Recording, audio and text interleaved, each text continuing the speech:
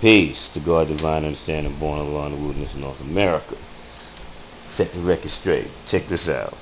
Now, I don't know about y'all out there in YouTube land, MySpace, wherever you at, Facebook, you know how we do it, Twitter, where everybody at, Yahoo, Yim, you know, wherever you floating in cyberspace, you know what I'm saying, surfing, whatever the case may be, diving, scuba diving, whatever you do on the surf.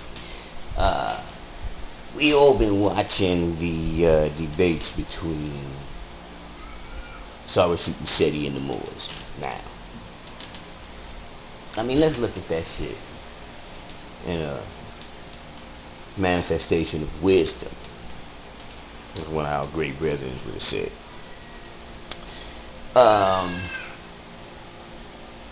We need somebody that is going to sit down and they have a debate with each other without all the smoke and mirrors and the magic and the pictures and all of that shit popping up. Just by what you show and prove. Now, if you look at if you go just by what you show and prove, we look at them old clips from Malcolm X, and you see how when they sitting down there debating with the European, the different major players in that day and time that were scholars and whatever, whether they were ghetto or college oriented, you know, or self-taught. And they sat around a round table, and then there was as close as they could get, I guess, in those days, of a person that was supposed to be like the chair. Sometimes they would be neutral, sometimes they wouldn't. You know, it just depends on who was doing the debate. So the point I'm getting at is, when the last time I seen those debates, and if I'm wrong, then you know, anybody that's not in either one of those groups, tell me if it's not one-sided as far as the arena and the people who are at the arena. Not putting the blame on anyone, but the arena is different. It's not both sides there representing whatever it is they're debating over. Because from what I've been seeing is the Moors that have been debating with Sarah Seti over Moorish science aren't from the MST of A. They're like either Washita or Great Seal side. I haven't seen any from the MST of A except for he didn't debate with him. He made a video against what he said. I don't remember those Moors, but there was a little group of them. They was making their little videos. One of the videos was called "Take the Head of Seti." That group, those Moors, I think they from down south. I'm not sure where they're from, but they was Moorish science type of Moors. But they never sat down and had a debate with him. You know, per se, Sarah Seti and the whatever person they're going to have from the Moors sit down that's really from the MST of A, because if you look at his paperwork, he's not blasting CM so I don't know why the CM Moors are coming, and maybe they coming because none of the MST of A Moors are sitting down. But anyway, they may not want to sit down because the commentator is usually somebody who is Black Power persuasion, Egyptology, Black Power persuasion, so they have the tendency to be a little more biased or that sided. Then the audience that's coming to support their man Sarah Seti, they Black Power, so they got him.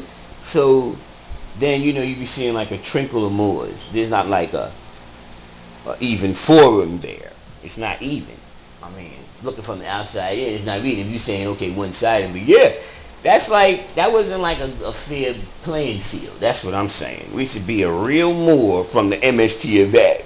That's the bottom line. If we're going to have a real debate, and then they're supposed to be sitting down without all the magic at a round table and a commentator there, and the audience being the thing, and the audience really makes the judgment call on whether it's right and exact. But if it's not a fair audience, you know, you're supposed to screen the audience and make sure they got an equal number of everybody there that represents the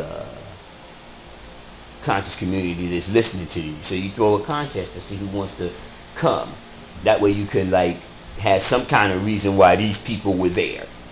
to make the judgment call in the stands. Then you let the public come.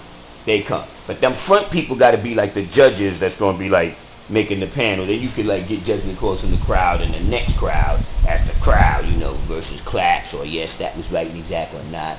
And then you could make it more even footed, where we really can make a judgment call not based on somebody's emotional aptitude and their presentation of it. Rather, it will be based on what you show and prove through your mouth as you manifesting it. And we are intelligent enough where we don't need the pictures. Most of us that's in the conscious that's going to be sitting on the board knows things.